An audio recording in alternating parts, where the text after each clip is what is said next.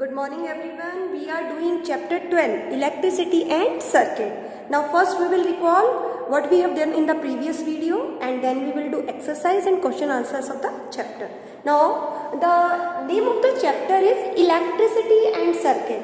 So I have told you that electricity is what? It is a form of energy that flows through the wires, right? So in your day-to-day life you are observing this, that we are using the electrical energy in various electrical appliances, right? If you see around you, you will find that we are using this electricity for lighting up the homes, offices, markets, right?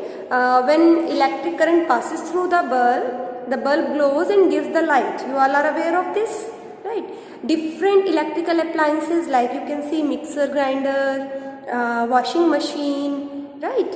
And fan, pumps, all these are functioning with the help of electrical energy. We are running the electrical gadgets with the help of electricity. So you can observe that electric energy, it is that form of energy which can change into different forms of energy. From electric energy we can get heat energy, as you see in the iron. हम सब अपने घरों में iron use करते हैं, तो वहाँ electric energy heat energy में कन्वर्ट हो जाती है, right? In heater also electric energy get converted into heat energy. और अगर आप देखते हैं कि when we want to run a fan we are using electric energy, तो वहाँ इलेक्ट्रिक एनर्जी जो है फैन को रोटेट कर रही है, तो काइनेटिक एनर्जी में और you can say mechanical energy में वो चेंज हो रही है, right? So machines they are running with the help of electricity. So in our life we are using electric energy in many things and we cannot imagine our life without electricity at present, right? Now the second word is circuit here. So what is the meaning of the word circuit? Circuit मतलब होता है continuous closed path on which current flows.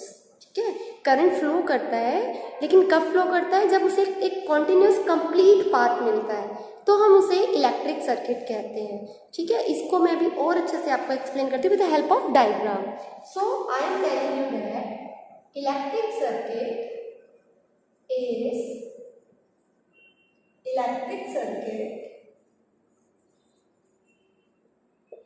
Is a complete continuous path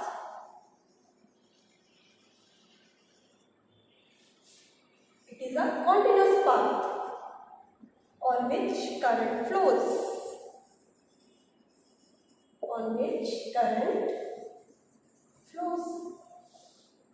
right? Current को flow करने के लिए close continuous path चाहिए होता है, और करंट आपको पता है वायर्स के थ्रू फ्लो होता है, राइट? सो हम एक सिंपल सर्किट डायग्राम अगर बनाना चाहें तो mainly we need 3 things, right? वैसे तो सर्किट में हम बहुत सारे डिवाइसेस यूज़ कर सकते हैं, बट एक सिंपल इलेक्ट्रिक सर्किट में हम मेनली क्या यूज़ कर सकते हैं? Bulb, cell and wires, right?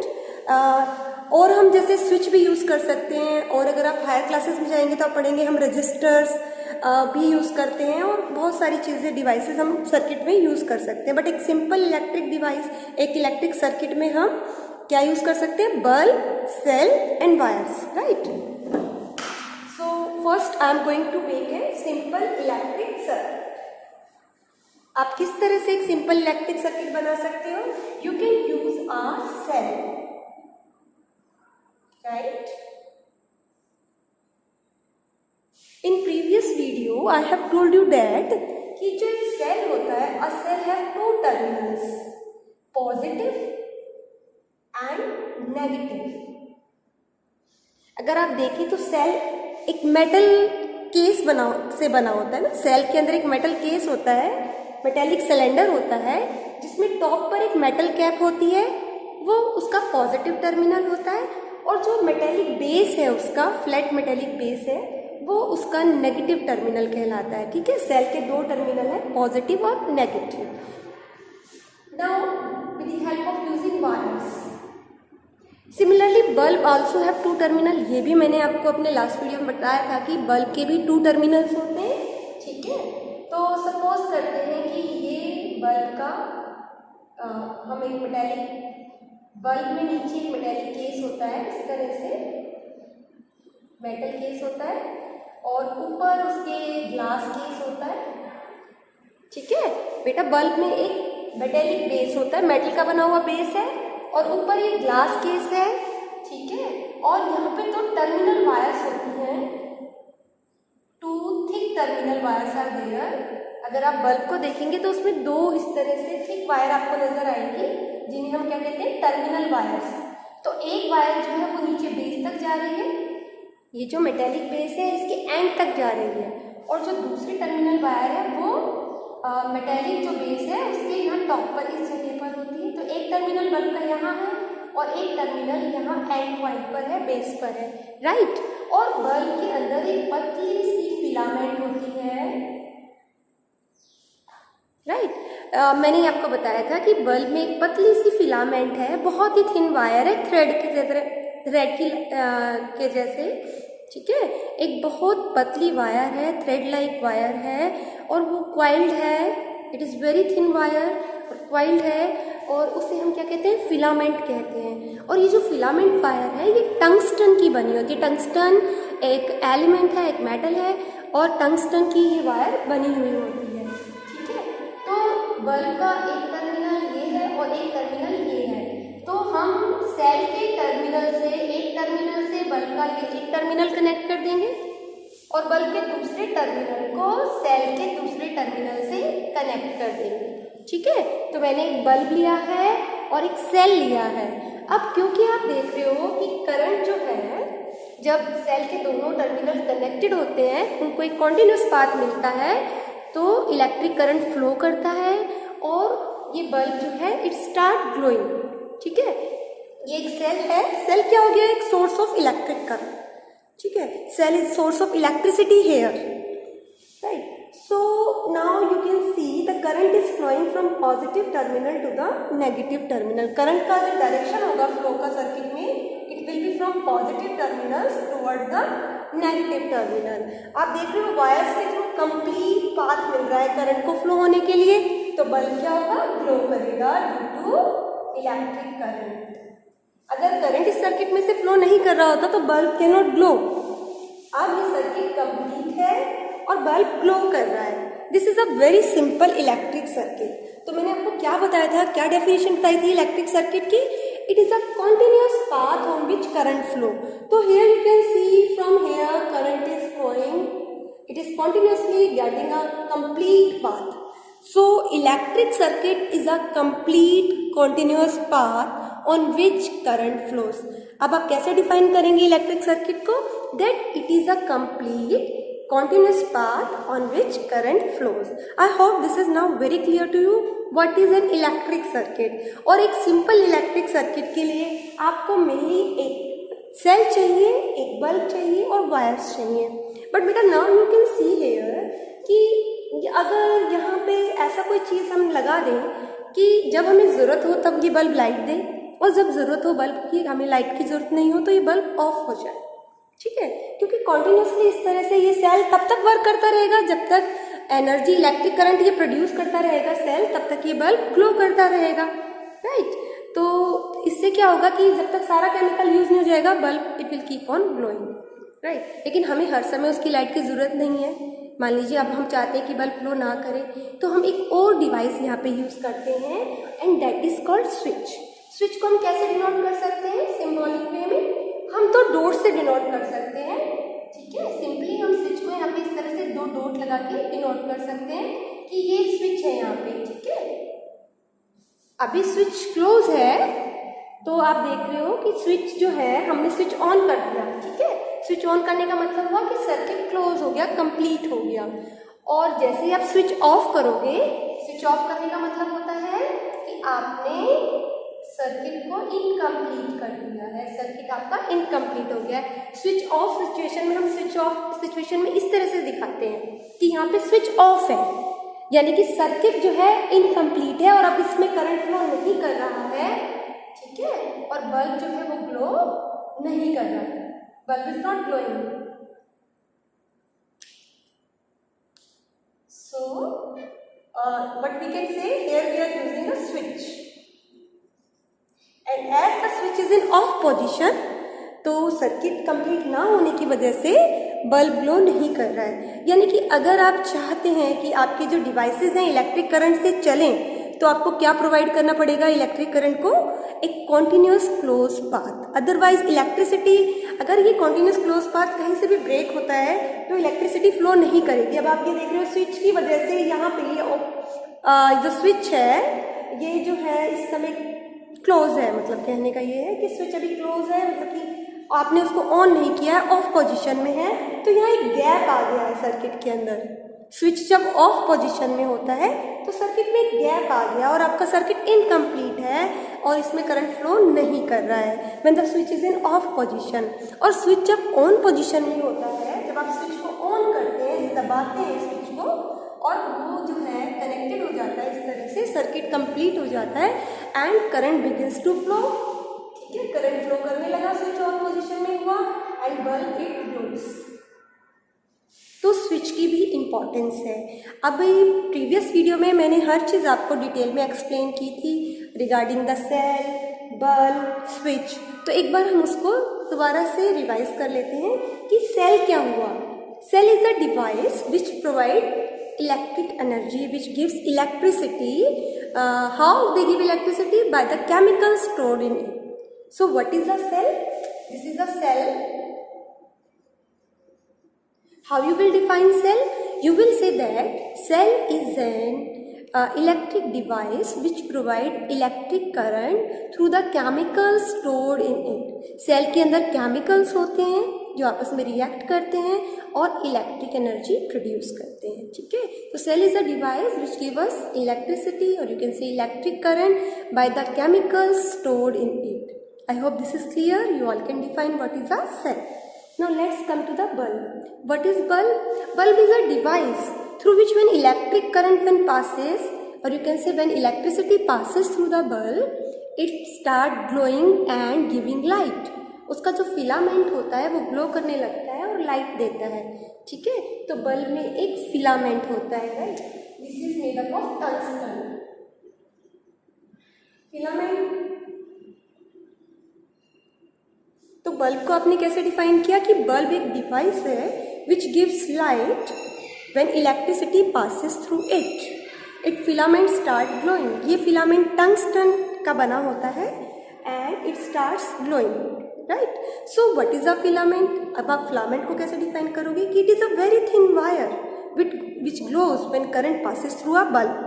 क्योंकि अगर हम यहाँ फिलामेंट की बात करें तो बल्ब के फिलामेंट की बात कर रहे हैं। So bulb is having a very thin wire inside it, we call it a filament. It glows when electric current passes through a bulb, then the filament inside the bulb it glows, it gives light. So that is the definition of a filament. Now let's come to the switch. What is a switch? तो switch भी एक device है। It is a device which is use to break और complete the circuit. आप switch को use करके circuit को complete भी कर सकते हो और ब्रेक भी कर सकते हो। मीन्स ऑन ऑफ करने के काम आता है कि आपके जो इलेक्ट्रिकल अप्लायंसेज हैं, जब आपको ज़रूरत हो आप उन्हें यूज़ कर सकते हैं और जब ज़रूरत ना हो तो आप उन्हें ब्रेक भी कर सकते हैं और मतलब सर्किट को ब्रेक करके उन्हें स्टॉप कर सकते हैं। उसके लिए स्विच का होना बहुत ज़रूरी है क्योंकि स्विच एनर्जी को भी सेव कर रहा है और मनी को भी सेव कर रहा है। कॉन्टिन्यूसली एनर्जी को वेस्ट करने की क्या ज़रूरत है? If we can use that object, that electrical device when we need it, then we can use a switch. When we on the switch, the circuit get complete, the device start working, right? And when we off the switch, then electric current it does not flow through the circuit and electric appliance it stop working. I think ये चीज़ आपको clear हो गई है कि switch को on off करके हम circuit को कंट्रोल कर सकते हैं, उसे ब्रेक कर सकते हैं और कंप्लीट कर सकते हैं और एनर्जी को सेव कर सकते हैं। ठीक है, और जब हमें ज़रूरत हो हम इलेक्ट्रिक अप्लायंस को उसी समय यूज़ करें और otherwise we can switch off on करके कर सकते हैं। ठीक है, so now the electric circuit, I hope this is clear to you. What is the bulb is clear to you, what is the cell it is clear to you. So now the next and the last part of the chapter is about insulators and conductors, कि insulators और conductors क्या होते हैं। ठीक है student, अगर आपने देखा होगा तो जो वायर्स जिनमें से करंट फ्लो करता है वो किसकी बनी होती है? मेटल की। कौन सा मेटल यूज होता है? कॉपर। अगर आप वायर को देखेंगे तो वायर के अंदर एक मेटेलिक वायर है और बाहर प्लास्टिक कवरिंग है। आप किसी भी वायर को देखिए, वायर के बाहर एक प्लास्टिक कवरिंग होती है, inside it there is a metallic wire, अंदर एक मेटेलिक वायर होती है, कॉपर वायर होती है जनरली, ठीक है। तो अगर आप वायर को देखेंगे, वायर का स्ट्रक्चर देखेंगे तो बाहर तो प्लास्टिक की कवरिंग होगी और उसके अंदर जो होता है वो कॉपर वायर होता है। अगर आप उसको आगे से रिमूव कर दें, अगर प्लास्टिक कवरिंग को रिमूव करेंगे तो अंदर से क्या निकल आएगी, मेटल की वायर निकल आएगी और जनरली ये कॉपर वायर मेटल होता है, ठीक है। इस तरह से अगर आप देखें ये प्लास्टिक कवरिंग क्यों है इस मेटेलिक वायर के ऊपर, देखिए वो there are 2 type of material, conductor and insulator, ठीक है। Now we will talk about conductors and insulators.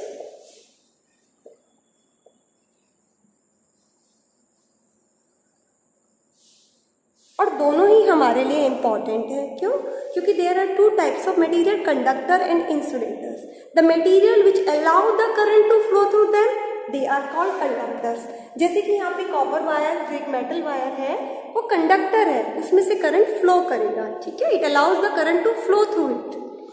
और जो इंसुलेटर है ये वो मटेरियल होते हैं जो करंट को पास नहीं होने देते, they do not allow the current to pass through them.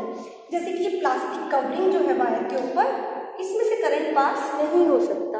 तो अगर सपोज कीजिए कि इस वायर में से करंट फ्लो हो रहा है और अगर आपने बाय मिस्टेक इसको जो है टच कर दिया, जिस वायर में से करंट पास हो रहा है, you will get an electric shock, because your body is also conductor, human body right is also conductor, our body is also conductor. So if we touch the live wire means current carrying wire, अगर आप किसी current carrying wire जिसमें से current flow हो रहा है, ठीक है, लाइव वायर यानी कि करंट कैरिंग वायर, उसे आप टच कर देते हैं, you will get an electric shock. इसीलिए वायर्स के ऊपर प्लास्टिक कोटिंग होती है, क्योंकि प्लास्टिक क्या है, इंसुलेटर है, वो करंट को पास नहीं होने देता। If you touch the plastic you will not gate electric shock. You might have seen the switches, they are made up of plastic, ठीक है, बेकेलाइट के बने होते हैं। तो अगर आप टच करेंगे स्विच को तो आपको करंट नहीं आता है, because they are made up of insulators. इसी तरह से वायर्स को अगर उसकी जो प्लास्टिक कोटिंग को आपने टच किया तो you will not get an electric shock because they are insulator. And the metal wires they are conductor. So now you are in a position to define conductor and insulator. आप define कर सकते हैं conductor क्या है, insulator क्या है। Conductors are the materials which allow the current to pass through them and insulators these are the material which do not allow the current to pass through them. तो conductors, all metals are conductor, generally all metals are conductor, जितने भी metals हैं वो conductor हैं, right. And insulators जैसे plastic है, rubber है, wood है, these are insulator, they do not allow the current to pass through them.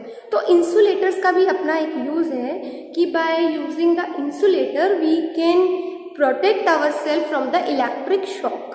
इसीलिए आपने देखा होगा कि जो इलेक्ट्रीशियंस होते हैं उनके जो इंस्ट्रूमेंट्स होते हैं, जैसे वो प्लायर्स यूज करते हैं, स्क्रू ड्राइवर यूज करते हैं, ठीक है, स्क्रू ड्राइवर जिसको हिंदी में आप पेचकस कहते हैं, उसका एक हैंडल होता है तो वो प्लास्टिक या वुड का होता है। इसी तरह से जो प्लायर्स होते हैं उनका भी जो हैंडल है वो रबर या प्लास्टिक का बना होता है। तो इलेक्ट्रीशियन जो प्लायर्स यूज़ करते हैं या स्क्रू ड्राइवर्स यूज़ करते हैं या और भी बहुत तरह के जो वो डिवाइस यूज़ करते हैं इलेक्ट्रिक अप्लाइंसेस को ठीक करने के लिए, इलेक्ट्रिसिटी से रिलेटेड कोई भी वर्क करने के लिए, तो उन सब के हैंडल जो है प्लास्टिक या रबर के होते हैं। वाई इट इज़ सो, ताकि उन्हें इलेक्ट्रिक शॉक ना लगे while working with the electrical appliances. There are chances that we might get touch with the live wires. So to prevent the electric shock, they use rubber gloves also. तो electrician जब भी बिजली से related, electricity से related कोई भी work करते हैं तो वो रबर ग्लव्स यूज करते हैं ताकि इलेक्ट्रिक शॉक को प्रिवेंट कर सके, right. So while working with the electrical wires, electrical appliances, there is a chance of electric shock, and to prevent this, electrician they are using the rubber gloves. I hope now this is clear that what are conductors and what are insulators and how both are beneficial for us, how we are making use of both of them, right. So this was all in the chapter right? And now you are in a state that you can do the exercise and the question answers of the lessons. Let us discuss them one by one, right? So here in the book, first question is fill in the blanks, right? So what is there in the fill in the blanks? A device that is used to break an electric circuit is called dash. Electric circuit को break करने के लिए किस device को हम use करते हैं? Just we have learn that कि इलेक्ट्रिक सर्किट को ब्रेक या कंप्लीट करने के लिए हम किसे यूज़ करते हैं? स्विच को यूज़ करते हैं. We are using switch. So what is the answer in first figure? That is switch. We use a switch to break or complete an electric circuit. I hope it is clear to you, right? Then comes an electric cell has dash terminal. Electric cell में कितने terminals होते हैं? I have told you that there are two terminals, positive and negative. So what will be your answer? Your answer will be two terminals. I hope student you are finding it very easy what you have learned in the chapter and what you have to do in these exercises, right? Now the next question is true or false. First statement is electric current can flow through metals. Electric current metals में से flow कर सकता है. अभी हमने बताया था कि जो कंडक्टर्स होते हैं they allow the current to flow through them. और एग्जांपल मैंने क्या बताया था? Metals. So metals are conductor. Metals allow the current to flow through them. So this statement is true. This is correct statement. So first statement is true. Right? Metal में से current flow करता है. They are conductors. Now the second statement, instead of metal wires, a jute string can be used to make a circuit. अभी जब हमने circuit बनाया था एक बिल्कुल सिंपल सर्किट, तो हमने उसमें सेल, वायर और बल्ब यूज़ किया था, राइट? तो ये कहता है कि वायर की जगह क्या हम जूट यूज़ कर सकते हैं? वायर्स में तो मेटल वायर है वायर्स के अंदर. तो जो वायर्स थी वो तो मेटल वायर्स थी, कंडक्टर थी. लेकिन अगर आप जूट रोप यूज़ करेंगे तो इट इज़ इंसुलेटर. अगर आप जूट की स्ट्रिंग यानी रस्सी यूज़ करते हैं तो इट इज़ व्हाट? इंसुलेटर. तो करंट फ्लो नहीं करेगा और सर्किट आप जूट स्ट्रिंग को यूज करके आप सर्किट नहीं बना सकते. मेटल वायर का प्लेस जूट स्ट्रिंग नहीं ले सकती because jute string is insulator and metal wires are conductor. तो सर्किट में करंट फ्लो करने के लिए हमें कंडक्टर की जरूरत है. इंसुलेटर से करंट फ्लो नहीं हो सकता. So this is false. So the second statement is false, right? Now the third statement is electric current can pass through a sheet of thermocol. Thermocol में से, थर्मोकोल शीट से electric current pass हो सकता है. This is false क्योंकि thermocol sheet क्या है? Insulator है. It is insulator. So the statement is false. Now let's do the question answers of the chapter. Third question is explain why the bulb would not glow in the arrangement shown. अगर आप third question देखेंगे तो उसमें एक arrangement they रखी है. एक cell है जिसके दोनों टर्मिनल्स जो हैं, एक टर्मिनल तो स्क्रू ड्राइवर जो होता है पेचकस उससे अटैच है, दूसरा टर्मिनल बल्ब के टर्मिनल से अटैच है. बल्ब के भी टू टर्मिनल्स होते हैं. बल्ब का एक टर्मिनल तो सेल से अटैच है और दूसरा जो है स्क्रू ड्राइवर का जो हैंडल है उसके टच में है. ठीक है? तो अब पूछ रहा है कि क्या इस अरेंजमेंट में बल्ब ग्लो करेगा? Your answer is no. ऐसा क्यों? क्योंकि जो स्क्रू ड्राइवर का हैंडल है वो प्लास्टिक या रबर या वुड इसका बना होता है, तो इंसुलेटर का बना होता है ताकि जब इलेक्ट्रीशियन स्क्रू ड्राइवर से काम करे तो उन्हें करंट ना लगे, शॉक ना लगे. तो इंसुलेटर है ये जो handle of the screw driver. It is insulator. Current will not flow through it and bulb will not glow in the electric circuit. देखो बेटा, अगर हम चाहते हैं कि इलेक्ट्रिक सर्किट में बल्ब ग्लो करे तो करंट को एक कॉन्टिन्यूस पाथ मिलना चाहिए जिसमें फ्लो कर सकता है. अगर ब्रेक हो जाता है, गैप आ जाता है कहीं भी इंसुलेटर को यूज़ करने की वजह से, तो आपका सर्किट कंप्लीट नहीं होता और बल्ब ग्लो नहीं करेगा. तो यहाँ पे बल्ब क्यों नहीं ग्लो करेगा? Because handle of the screw driver is made of insulator. so the bulb will not glow. This is your answer, right? Now the fourth question, complete the drawing shown in figure. तो आपको एक drawing दे रखी है, ठीक है, उसको आपको complete करना है so that bulb can glow in the circuit. तो जो बल्ब है उसका एक टर्मिनल तो सेल के एक टर्मिनल से जुड़ा हुआ है, ठीक है, और एक स्विच बनाया हुआ है और उसमें से 2 वायर्स को निकाला हुआ है. तो आपको क्या करना है, एक स्विच की 1 वायर को तो बल्ब के 1 टर्मिनल से ज्वाइन करना है, बल्ब का एक टर्मिनल तो ऑलरेडी सेल से ज्वाइन है, ठीक है, और जो नीचे बेस होता है बल्ब का वहाँ भी एक टर्मिनल होता है, मैंने बताया आपको. तो उस टर्मिनल से आपको इस स्विच को ज्वाइन करना है, और जो सेल है उसका भी एक टर्मिनल ज्वाइंट नहीं है, उसे भी आपको इस स्विच से जोड़ना है. तो स्विच में 2 वायर जो हैं फ्री दिखा रखी हैं, ठीक है, एक वायर को आपको बल्ब के एक टर्मिनल से जोड़ना है जो कि फ्री है, और दूसरा आपको सेल के टर्मिनल से जोड़ना है. तो आपसे कहा गया है सर्किट को कंप्लीट कीजिए. तो बल्ब और सेल दोनों के एक एक टर्मिनल जो हैं जुड़े हुए नहीं हैं, तो एक को आपको स्विच की एक वायर से जोड़ना है और दूसरे टर्मिनल को स्विच की दूसरी वायर से जोड़ना है. It is very simple. What you have to do, now see in this picture, what you will do, you will connect this wire with the cell and this wire with the terminal of the bulb. So in this way you can complete the circuit. क्या किया हमने यहाँ पर switch का एक wire हमने cell से जोड़ दिया और स्विच का ये जो दूसरा वायर था ये हमने बल्ब से कनेक्ट कर दिया. अब ये सर्किट कंप्लीट है, right? So in this way we can complete the circuit. Now question number 5. What is the purpose of using an electric switch? हम इलेक्ट्रिक स्विच क्यों यूज करते हैं? To break or complete the circuit. Electric switch का use है, we use the electric switch to break or complete the circuit. This is your answer. And now he is saying, can you name some electrical gadgets that have switches built into them? जिनके अंदर switch होते हैं. Yes, you can give examples. In the remote there are switches, right? And there are switches in the you can say remote, in the fans, right? In the iron there is a switch, in washing machine. So in you can see many electrical gadgets in which there are switches. So you can give examples of those, right? Now, would the bulb glow after completing the circuit? Showing in figure 12.14, if instead of safety pin we use an eraser. आपने देखा कि जो figure 12.14 है उसमें switch जो है safety pin से बनाया हुआ है, ठीक है. तो सेफ्टी पिन तो मेटल की बनी होती है, तो कंडक्टर है, इसलिए वो सर्किट को कंप्लीट कर पाती है और करंट फ्लो करता है, राइट.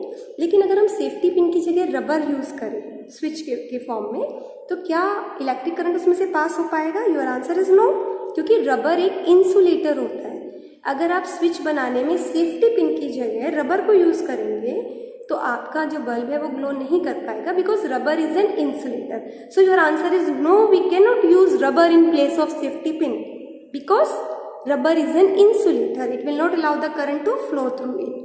और सर्किट जब तक कंप्लीट नहीं होगा आपका बल्ब ग्लो नहीं कर सकता है, ठीक है. तो सर्किट को कंप्लीट करने के लिए कंडक्टर ही यूज होगा, इंसुलेटर यूज नहीं होगा. Next 7th question, would the bulb glow in the circuit shown in figure 12.15?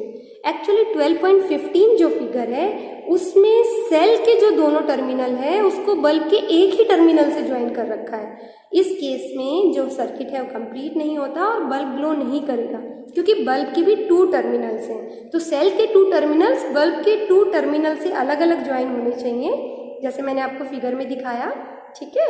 अगर एक ही टर्मिनल से सेल के दोनों टर्मिनल को ज्वाइन कर दिया तो बल्ब ग्लो नहीं करेगा, ठीक है. So your answer will be no, because cell the 2 terminal of the cell are connected with only 1 terminal of the bulb, so bulb will not glow. Now the next and 8th question, using the conduction tester on an object, it was found that bulb begins to glow. एक conductor tester हमने लिया, conductor tester में एक bulb लगा रहता है छोटा सा, ठीक है. आपने उसको एक ऑब्जेक्ट से टच किया कंडक्टर टेस्टर को, तो उसका बल्ब ग्लो करने लगा. तो बताइए ऑब्जेक्ट कंडक्टर है या इंसुलेटर? अगर ऑब्जेक्ट में से करंट फ्लो कर रहा है, आपका टेस्टर का बल्ब ग्लो करने लगा, इसका मतलब उस ऑब्जेक्ट में से करंट फ्लो कर रहा है। तभी जब आपने उसको टेस्टर से टच किया तो उसका बल्ब ग्लो करने लग गया, ठीक है। तो अगर वो कंडक्टर नहीं होता तो बल्ब ग्लो नहीं करता। Your answer is yes, the object is a conductor, that's why the bulb of conductor tester is glowing, otherwise it will not glow, right? Now the question number 9, why should an electrician use rubber gloves while repairing an electric switch at your home? Explain. एक electrician rubber gloves क्यों use करता है जब repairing करता है electric switch at your home? आपके घर में कोई भी इलेक्ट्रिक अप्लायंस है या इलेक्ट्रिक स्विच है, उसको रिपेयर करने के लिए आपने इलेक्ट्रीशियन को कॉल किया, ठीक है, तो वो रबर ग्लव्स यूज कर रहा है। Y? Because human body is a conductor. If by accidentally he is working with the electric wires and these are current carrying wires, live wires are there, live wires का मतलब current carrying wires. So he is working with the current carrying wires. If by mistake accidentally he touch any of these wires, he will get an electric shock. So to prevent the electric shock, he is using rubber gloves, ठीक है। Electric shock को prevent करने के लिए वो rubber gloves को use कर रहा है। Clear? Now the next and last question, the handles of the tools like screw driver and pliers, ये मैंने आपको बताया था कि स्क्रू ड्राइवर्स जिसे आप पेचकस कहते हैं एंड प्लायर्स, ठीक है, इनके जो हैंडल हैं जो किसके बने हुए होते हैं, which the electrician are using for repairing works, ये इलेक्ट्रिशियन यूज करते हैं। आपको पता है स्क्रू ड्राइवर है, प्लायर्स है, इन्हें इलेक्ट्रीशियन यूज करता है और इनके जो हैंडल हैं वो प्लास्टिक या रबर के बने हुए होते हैं। तो आप इसका रीज़न बता सकते हैं ऐसा क्यों होता है? You are aware that electrician they are working with the electric equipment, they are working with the wires which are carrying currents, right? They are working on the electrical appliances. अब ऐसे में जो उनका स्क्रू ड्राइवर है या फिर pliers है, उसका हैंडल जो है इंसुलेटर का बना होता है to prevent the electric shock. They are working with the current carrying wires, and as our body is a conductor, we can get an electric shock. To prevent this type of accidents, electric shock, you can say, he is using the pliers having the handle of rubber or plastic. Clear? कि handle of pliers and screwdriver, they are made of plastic or rubbers to prevent the electric shock, because plastic and rubber are insulator. Clear? So this was all in the chapter. I hope lesson is clear to you, and when we have done all the exercises and question answer, things are now very much clear to you. But still you have any doubt, you are free to ask in your doubt class. Okay students, you need not to worry about anything. You can discuss your all difficulties in your doubt class. Have a good day. Bye for today. Thanks a lot.